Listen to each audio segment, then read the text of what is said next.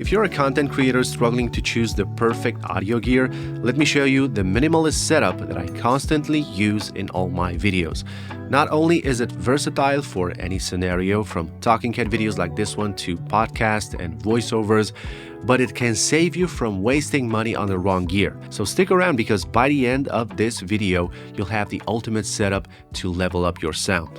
Okay, let's start with the centerpiece of this whole setup. This is the audio interface that lets me record my voice at a really high quality. I'm talking about the Rodecaster Duo, an all-in-one device I completely fell in love with the moment I bought it. And this is because it can do so many useful things that you need as a creator. So first of all, it's a compact audio mixer and recorder.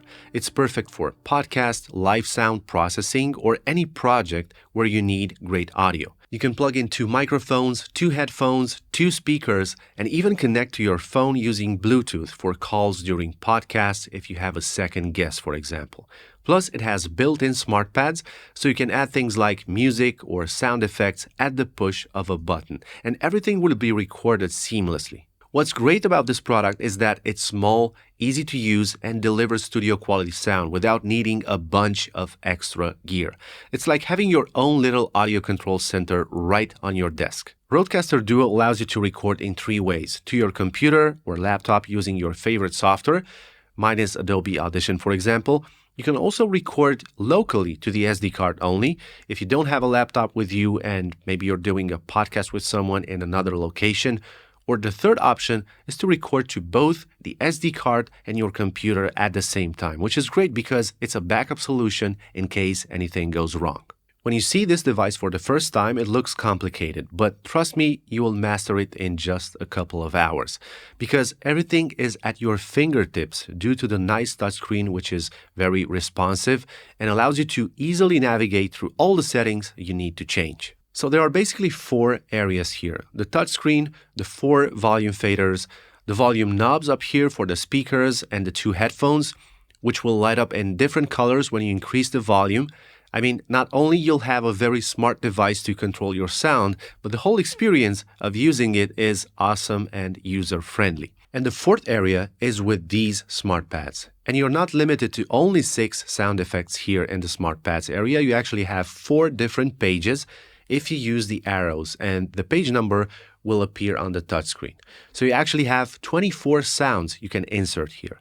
Rode also provides the software for Windows and Mac. It's called Rode Central, and you can use it to set up your device just like you would do using the touchscreen, so it's very convenient. Now, let's talk about the live processing. And I'm going to be honest, this was the main reason why I bought the Rodecaster Duo. So what if I told you that any basic processing that you usually apply from your computer when editing your voice can be applied directly from the Rodecaster Duo, and by the time you finish the recording, you have access to your processed voice, but you also have access to the raw, unedited voice as a separate track on the SD card. So as you can see, you have these 4 channels here, and each one has one of these buttons at the top.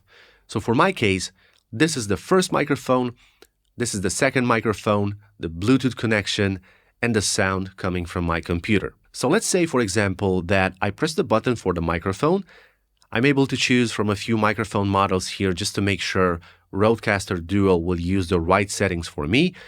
But here on the right, I have some live processing presets like neutral, podcast studio, or broadcast. Each one will sound a bit different, and you can tweak them using the depth, sparkle, and punch settings. You need to experiment with these. When you start to feel more confident, you can enter the advanced mode, where you'll find effects like high pass filter, de-esser, noise gate, compressor, equalizer, exciter, and so on. And all these will help your voice to sound much better. And especially for podcasts, these effects are very useful because they add that radio vibe to your voice. Also, if you're just listening to music from YouTube, Spotify, or Apple Music, you just press this button and activate the same effects for this channel as well. So you can enjoy that beautiful radio sound with some compression if you want that vibe. I'm a big fan of this actually. So these are the main things about the Rodecaster Duo, which costs $499, and there's also a white version of this product, and I gotta say, it looks really awesome. I'm going to talk about the microphone in a few seconds, but I need to point out that this device, the Rodecaster Duo, is complex, and I could talk about it for hours, maybe in another dedicated video. But you also need to know that this audio interface has phantom power for condenser microphones, and it has powerful preamplifiers, which will help a lot if you want to use certain microphones, like the Shure SM7B, for example, the one that I use right now, which is a microphone that needs a lot of gain to function properly. This is why the Rodecaster Duo is the perfect choice in this case, because it can provide the right amount of amplification. So the Shure SM7B is the microphone that I use 95% of the time. I tried many microphones during these years, but if your main problem in the room is the reverberation, your best choice would be a dynamic cardioid microphone like the Shure SM7B, because it focuses on capturing sound from the front while rejecting ambient noise and background sound from the sides and rear. And this makes it ideal for untreated rooms with reverb. And by the way, did you know that this microphone was used by Michael Jackson when he recorded Billie Jean and other tracks from the Thriller album? Yep. Anyway, if you look at the back of the Shure SM7B, you can see that you can adjust the low and high frequencies depending on your type of voice. The foam is detachable, and now you can clearly see that this metal part right here acts like a pop filter. The capsule of the microphone is at a distance, so you won't need an additional pop filter. At $395, this is a good-looking premium microphone in my opinion, and it captures sound and voices very well. But you will need to process your voice at least a little bit, just so you know, because this mic has a flat sound. This is why the Rodecaster Duo is again helpful due to the sound processing that can provide for you. Now, if you decide to use the Shure SM7B microphone with another audio interface, it's possible that you need a product just like this one, the Triton Fathead for dynamic microphones, which provides a 27 dB gain and costs around $75. And I'm recommending this product specifically because this is half the price of a Cloudlifter, which does the same thing, but somehow it became more popular than the Fathead.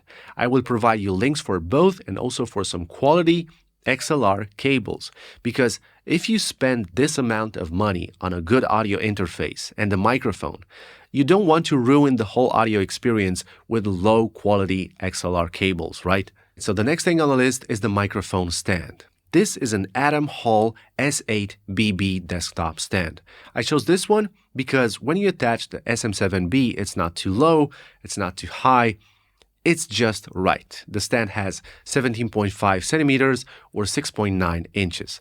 I tried 3 or 4 different stands, I can't even remember, much more expensive than this one, with adjustable height and so on. Fancy stuff.